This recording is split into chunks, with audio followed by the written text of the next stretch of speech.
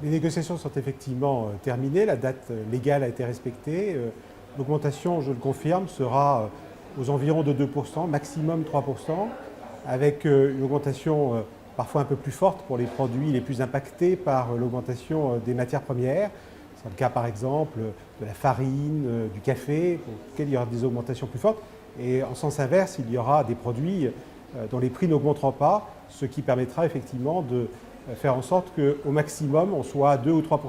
C'était véritablement un enjeu essentiel pour nous. Nous avions dit qu'il fallait tenir compte des augmentations de coûts justifiées par l'évolution des matières premières, mais seulement ces augmentations-là, parce que pour nous, la préservation du pouvoir d'achat des consommateurs, la préservation du pouvoir d'achat de nos clients, c'est quelque chose d'essentiel et nous avons fait en sorte dans les discussions que l'on arrive à ce bon résultat.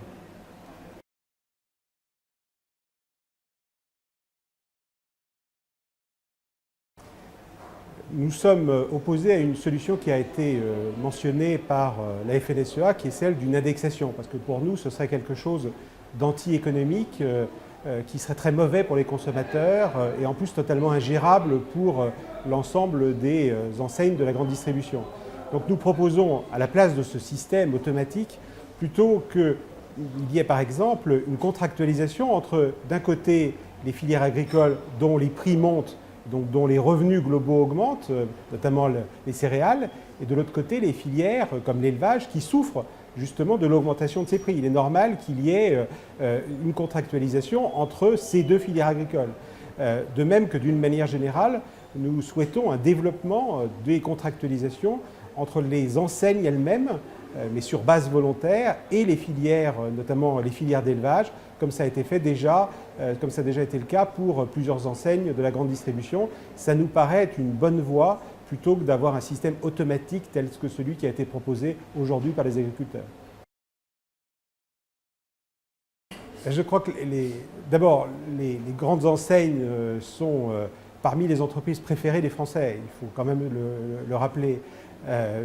Par ailleurs, d'une manière générale, ce qui vient de se passer en matière de négociation montre toute l'importance que nous avons justement au profit des consommateurs, au profit de nos clients, pour faire en sorte que les prix connaissent l'évolution la plus modérée possible. Ceci étant, il y a en termes d'image beaucoup de progrès à faire.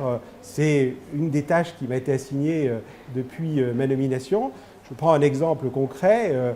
Le grand commerce est aujourd'hui le principal employeur de jeunes faiblement qualifiés. C'est quelque chose qui est peu connu de l'ensemble de l'opinion publique. Ce sont des éléments positifs qu'il faut avoir en tête, de même que le développement du commerce de proximité est aujourd'hui quelque chose d'extrêmement positif pour l'ensemble des Français.